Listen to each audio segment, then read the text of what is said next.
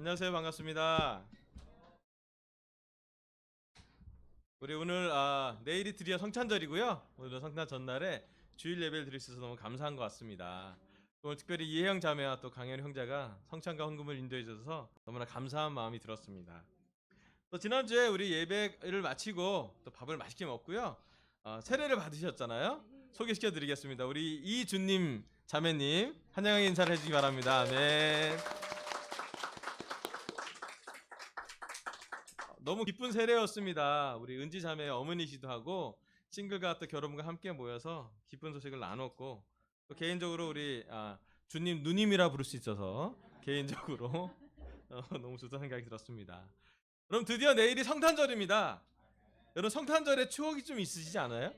어떤 추억이 있으신가요? 성탄절에 세례 받으셨어요? 오 아멘 축하드립니다. 야 예수님 생일이 똑같아. 영적이야. 예. 또 누구 생일이에요? 영훈이 생일이에요. 영우 생일이래요. 잊지 못하겠네 우리가. 싱글들은 긴장하셔야겠어요. 예. 아멘. 예전에 제가 중고등학교 시절에 강원도에서 성탄절이 되면 새벽성이라는 걸 돌았어요. 기억나세요? 예, 새벽성을 돌면 이제 집집마다 한 새벽 한 4시나 5시 정도 가서 저들 밥에 한밤중에를 불러요. 진짜 한밤중에 노래를 불러요. 그러면 이제 사람들이 나와서 쌀을 주기도 하고 건빵을 주기도 하고 품목이 좀 토속적이죠. 감자를 주기도 하고 그렇게 주면 그걸 가져다가 아침에 칼국수를 해먹고 이렇게 따뜻한 그 난로 앞에서 이렇게 성탄절을 맞이한 기억이 나서 좋았던 것 같습니다. 우리도 그런 거 했으면 좀 좋겠는데 오늘은 성탄에 대해서 말씀을 좀 나누도록 할게요. 누가복음 1장 30절부터 33절입니다. 누가복음 1장 30절에서 33절. 천사가 마리아에게 말하였다. 두려워하지 말아라 마리아야. 그대는 하나님의 은혜를 입었다. 보아라, 그대가 잉태하여 아들을 낳을 터이니 그의 이름을 예수라고 하여라. 그는 위대하게 되고 더없이 높으신 분의 아들이라고 불릴 것이다. 주 하나님께서 그에게 그의 조상 다윗의 왕위를 주실 것이다. 그는 영원히 야곱의 집을 다스리고 그의 나라는 무궁할 것이다. 아멘. 여기 천사가 마리아에게 나와서 예수님이 태어날 것에 대한 예언을 하는 시간을 갖고 있습니다. 되게 좋은 소식을 많이 줬어요. 하나님의 은혜를 입었다 그러고요. 아들을 낳을 터이니 그의 이름을 예수라고 하라 그랬어요. 하나님의 눈에는 예수님이 태어난 성탄절이 아마도 가장 소중하고 특별한 날이라고 생각이 듭니다. 자신의 아들을 이 땅에 보내실 때 하나님은 너무나 기뻤을 거고 또 한편으로 너무나 기대하고 흥분했을 거라고 생각이 듭니다. 또 예수님의 성탄절을 함께 했던 사람들이 있었고 반대로 예수님의 성탄절을 참여하지 못했던 그런 사람도 그 시대에 있었던 것 같아요. 또 오늘은 특별히 성탄에 참여한 사람들을 위주로 말씀을 좀 나누고 싶습니다. 신기하게도 1세기에 예수님이 태어날 때 베들레헴에 성탄에 참여할 수 있음에도 불구하고 참여하지 못한 사람이 있었고요. 또 독특하게도 성탄에만 참여된 사람도 있어요. 두 부류의 사람이 나눠지기도 합니다. 신기하게 우리는 성탄절에 참여한 사람이 있었고 또 그러지 않은 사람들을 보면서 우리 또한 성탄에 참여할 수도 있고 참여하지 않을 수도 있다는 생각을 하게 되어서 말씀을 좀 준비하게 되었습니다. 그래서 오늘 설교 말씀 주제는요. 성탄에 참여합시다입니다. 아멘. 성탄절이 되면 특별히 이 구절을 우리가 많이 보게 됩니다. 성탄에 참여한 사람들에 대해서 오늘 일부러 세 부류의 사람을 보낼 거고요. 내일 성탄절에 또 두 부류의 사람을 더 나눌 텐데요. 먼저 누가복음 1장 34절부터 38절 읽겠습니다. 누가복음 1장 34절입니다. 마리아가 천사에게 말하였다. 나는 남자를 알지 못하는데 어떻게 이런 일이 있겠습니까? 천사가 마리아에게 대답하였다. 성령이 그대에게 임하시고 더없이 높으신 분의 능력이 그대를 감싸줄 것이다. 그러므로 태어날 아기는 거룩한 분이요 하나님의 아들이라고 불릴 것이다. 보아라, 그대의 친척 엘리사벳도 늙어서 임신하였다.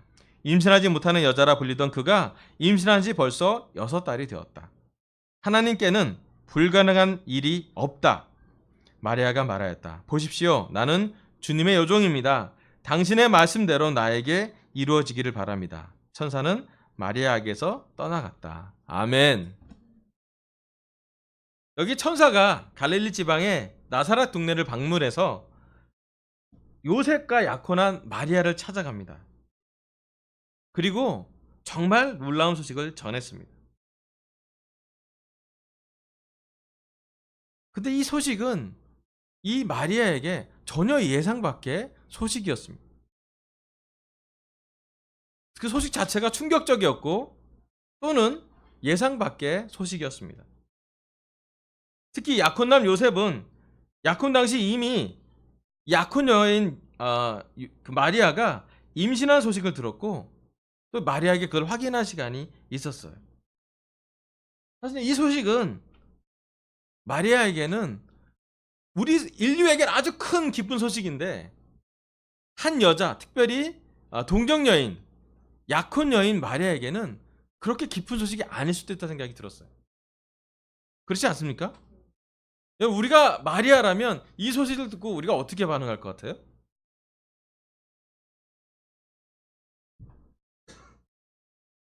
1세기에 유대인의 시대를 살면서 약혼이 얼마나 중요한지 알고 또 순결이 얼마나 중요한 시대에 아주 보수적인 봉건적 시대에 이 소식을 들었던 것은 마리아에게는 충격이었을 것 같아요.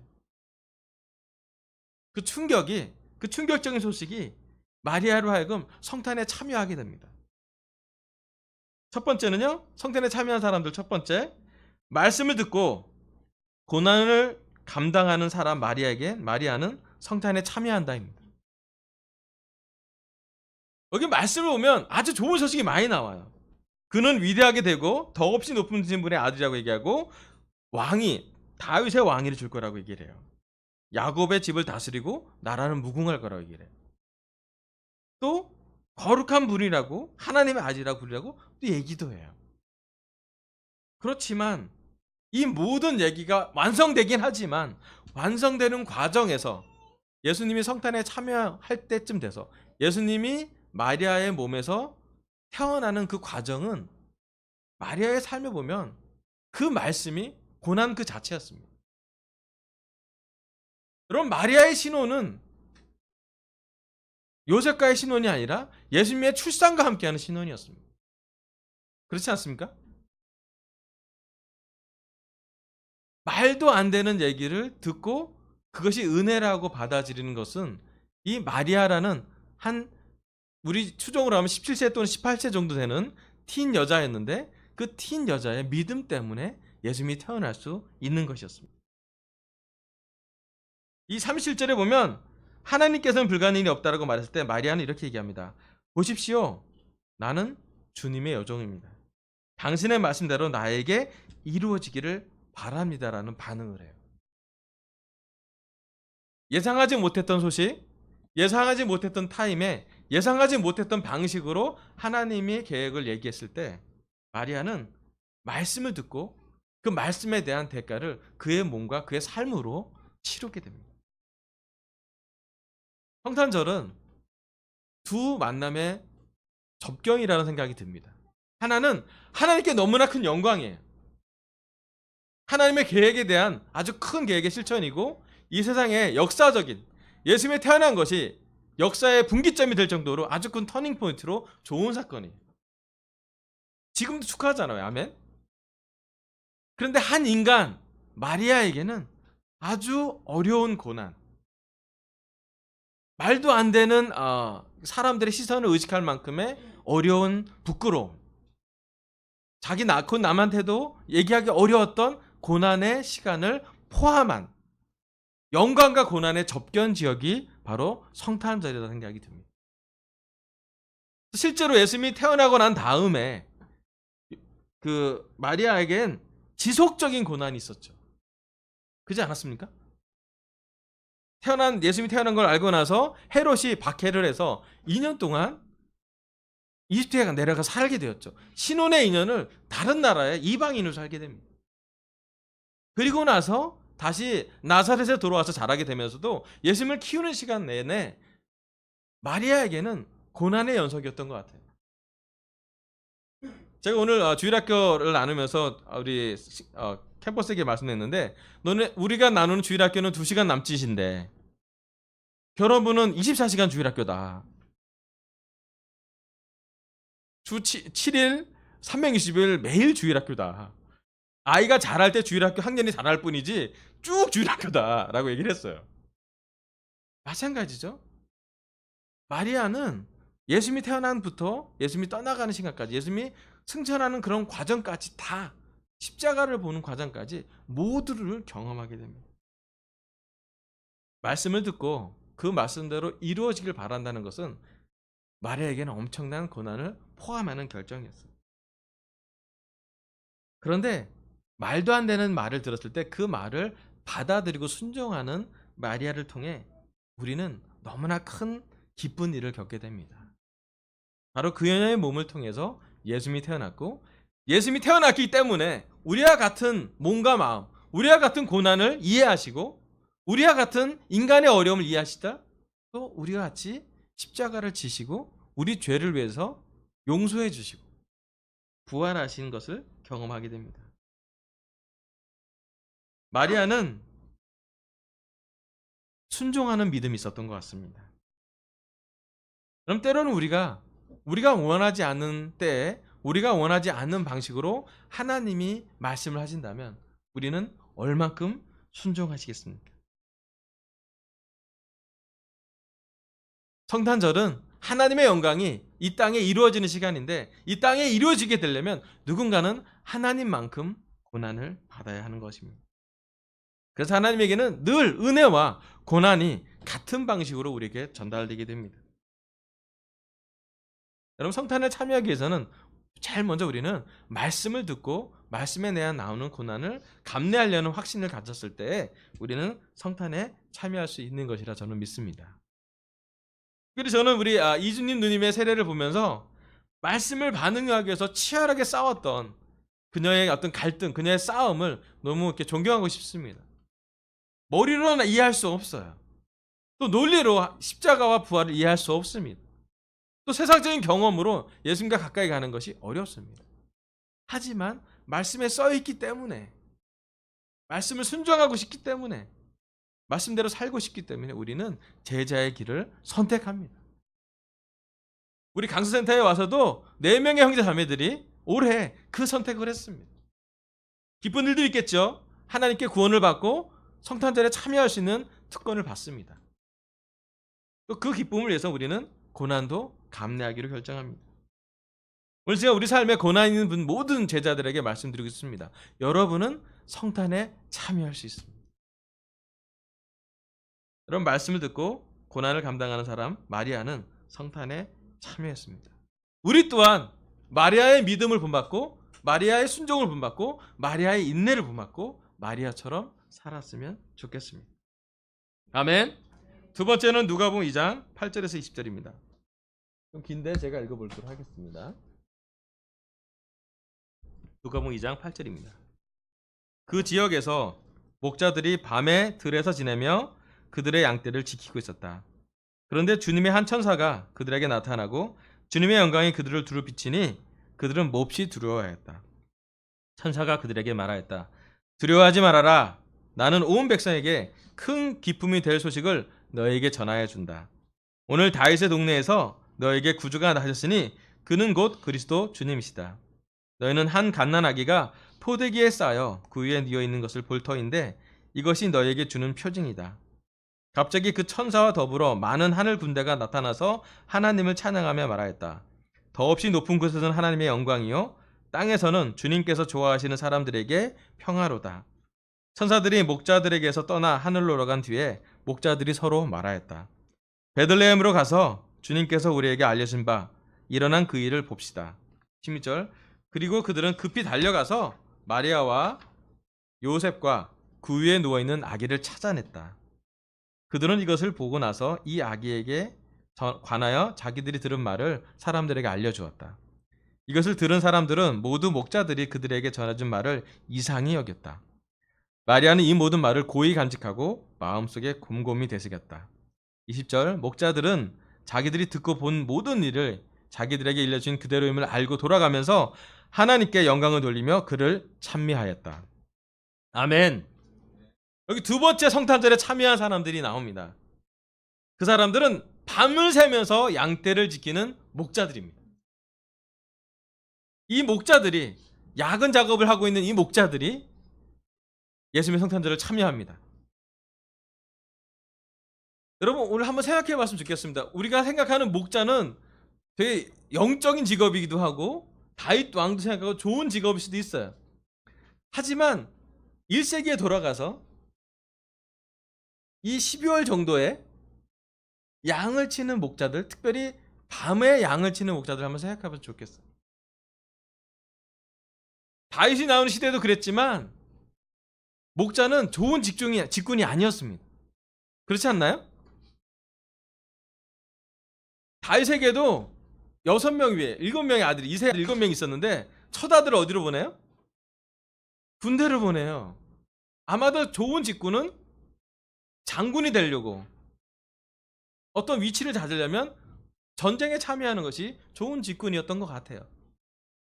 하지만 막내 다윗은 아들이라고 잘 인정해주지도 않았지만 그 막내가 했던 일은 양떼를 돌보는 일이었습니다. 즉 목자는 그리 좋은 직군이 아니었다고 볼 수가 있어요. 그 중에 그래도 목자도 좀 직군이 좋지 않은데 밤을 새는 목자는 어떤 목자들일까요?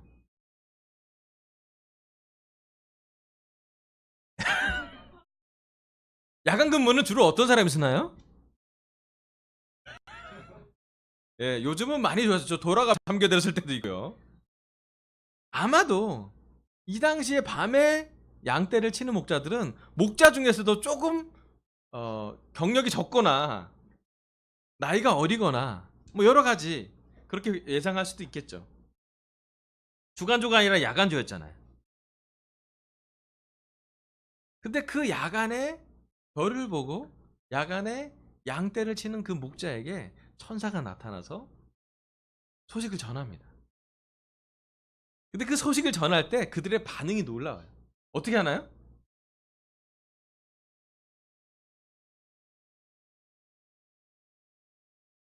듣고 아멘 하고 끝나지 않았어요.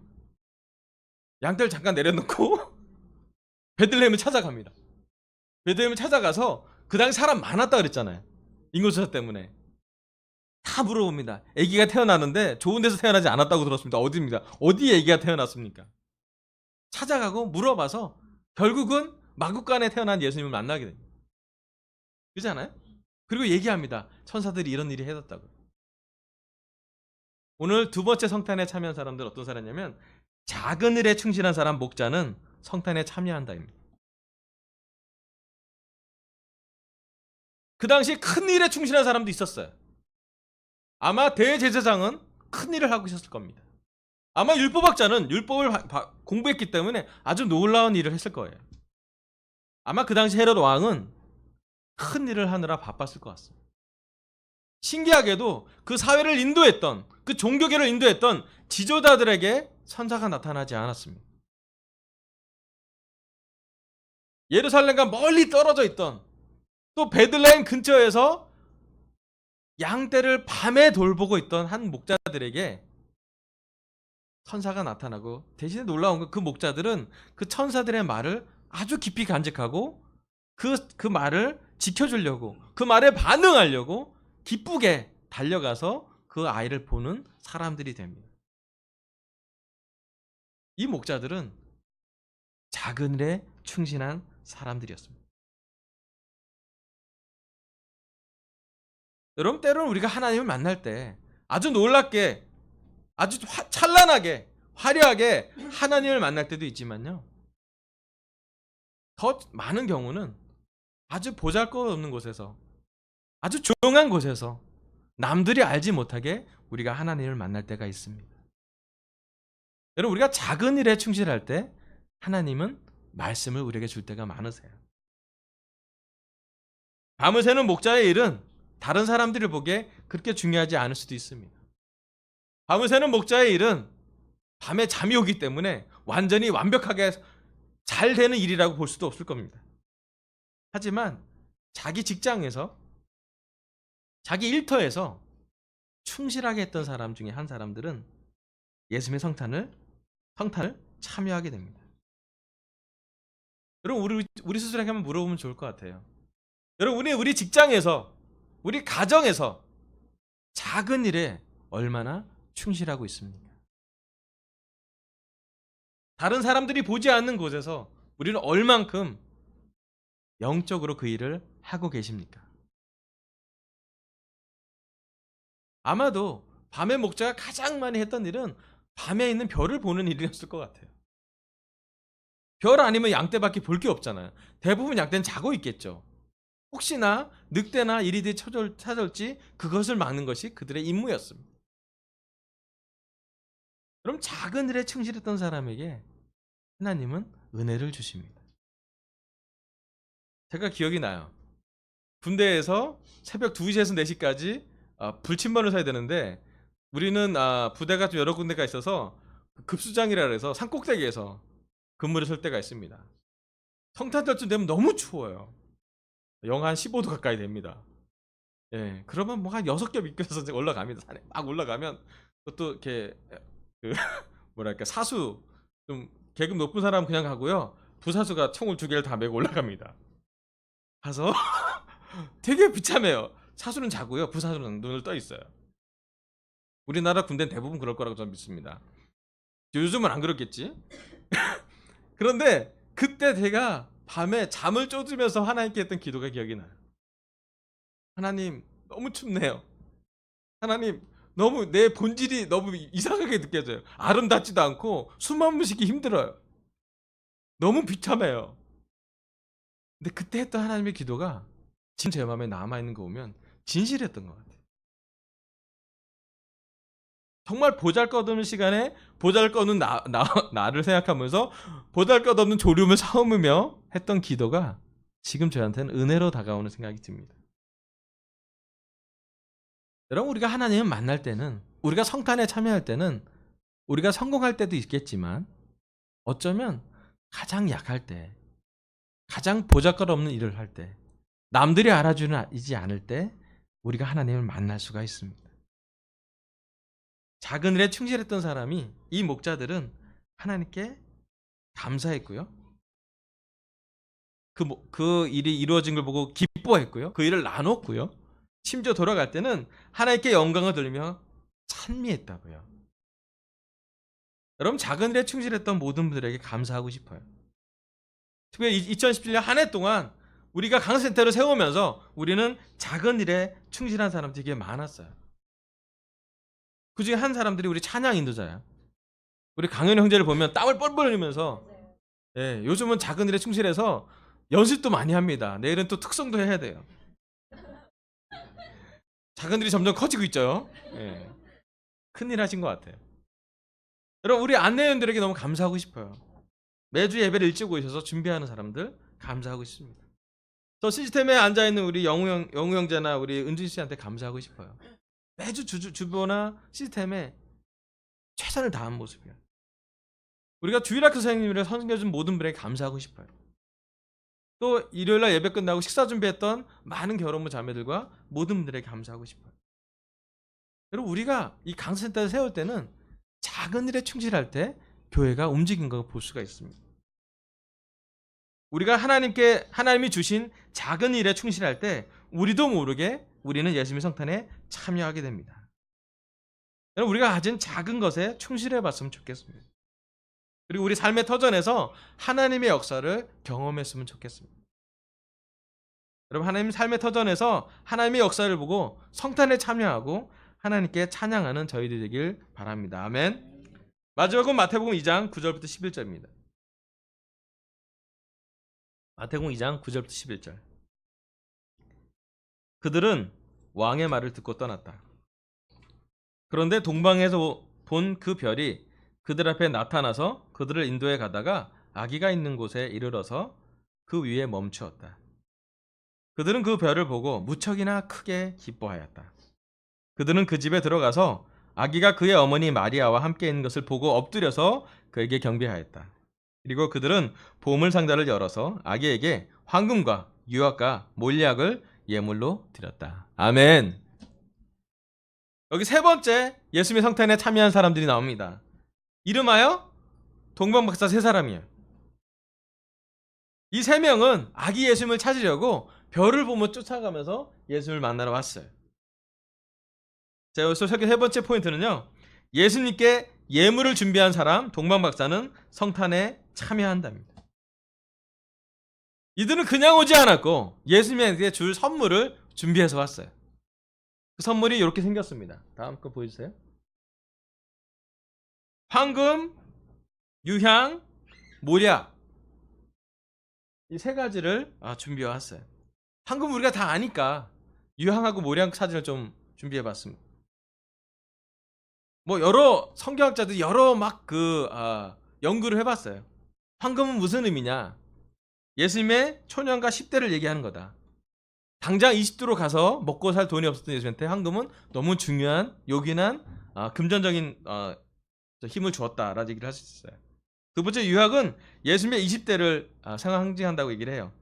향기 나는 생활, 특별히 예수님과 하나님이 몰입되고 예수님과 하나님과 남한테 보이지 않고 훈련될 때를 얘기하고 있습니다. 세 번째 모략을 뭘 의미하냐면 예수님의 30대와 말년을 의미하는데 십자가에서 예수님이 모략을 받았지만 맞지 않고 돌아가셨고 십자가 부활하신 예수님의 완전하신 모습을 얘기한다고 합니다. 근데 이 세 가지가 황금이나 유약이나 모략이 싼 물건이 아니에요. 특별히 모략과 유향은 천연 향신료인데 모략 나무의 껍질 상처를 내면 그 상처에서 수액이 흐르는데 그 수액을 건조하여 만든 향신료가 모략이 됩니다. 또 비슷해요. 유향나무 껍질에 상처를 내면 그 상처에서 수액이 흐르는데 그 수액을 건조하여 만든 향신료가 유향입니다.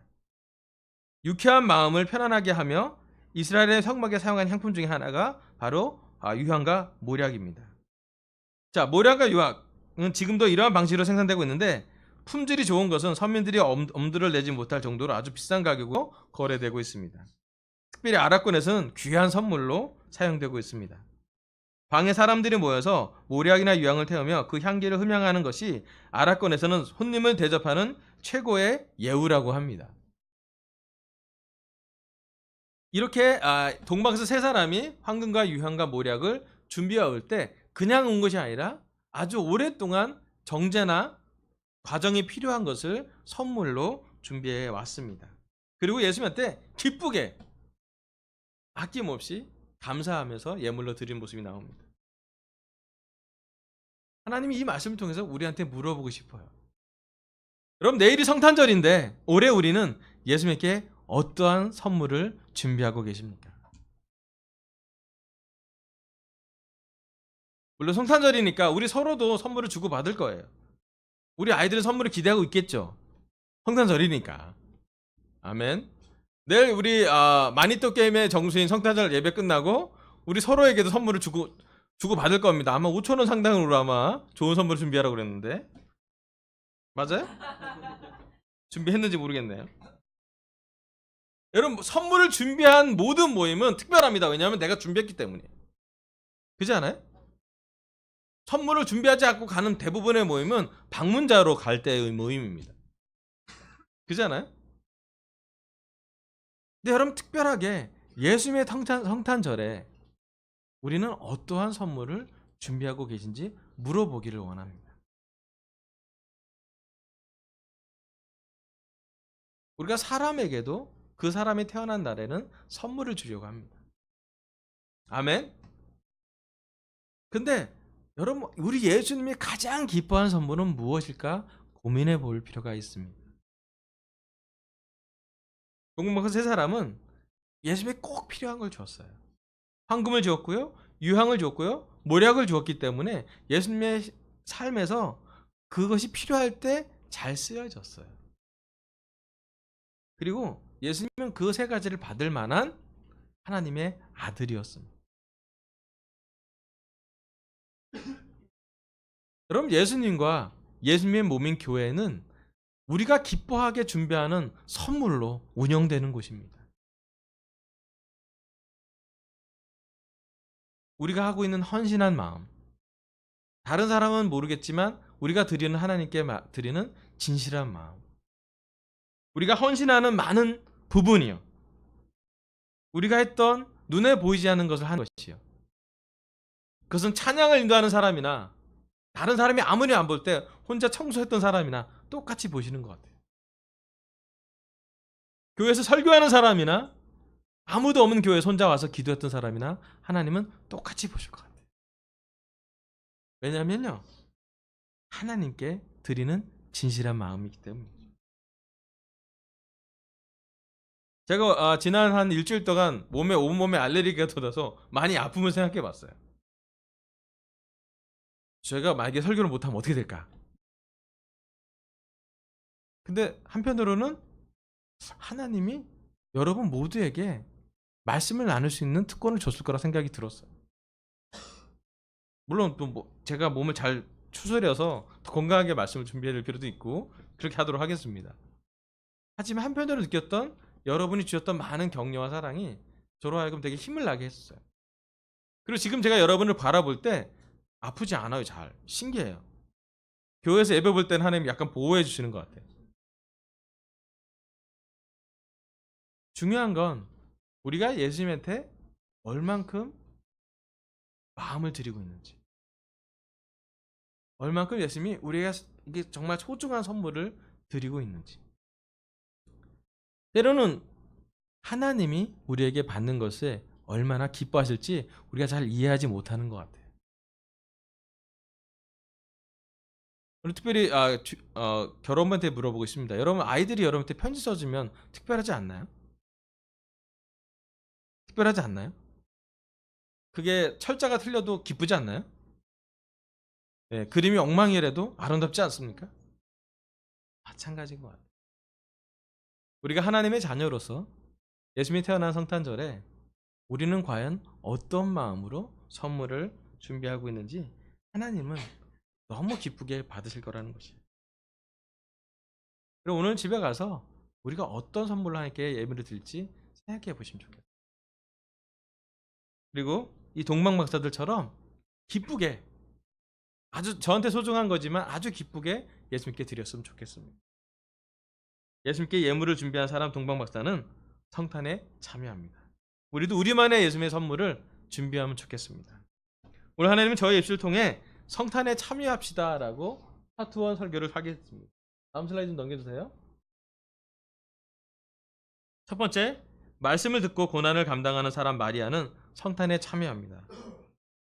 여러분, 말씀을 듣고 마리아처럼 말씀에 반응하시길 바랍니다.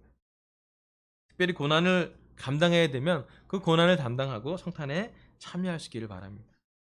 두 번째, 작은 일에 충실한 사람은 성탄에 참여한답니다. 우리 목자처럼 밤새 작은 일에 충성해서 삶의 터전에서 하나님의 역사를 보고 성탄에 참여했으면 좋겠습니다. 세 번째, 예수님께 예물을 준비한 사람 동방 박사는 성탄에 참여합니다. 우리도 예수님께 기쁘고 진실한 선물을, 예물을 준비하시길 바라면서 설교를 마치겠습니다. 감사합니다.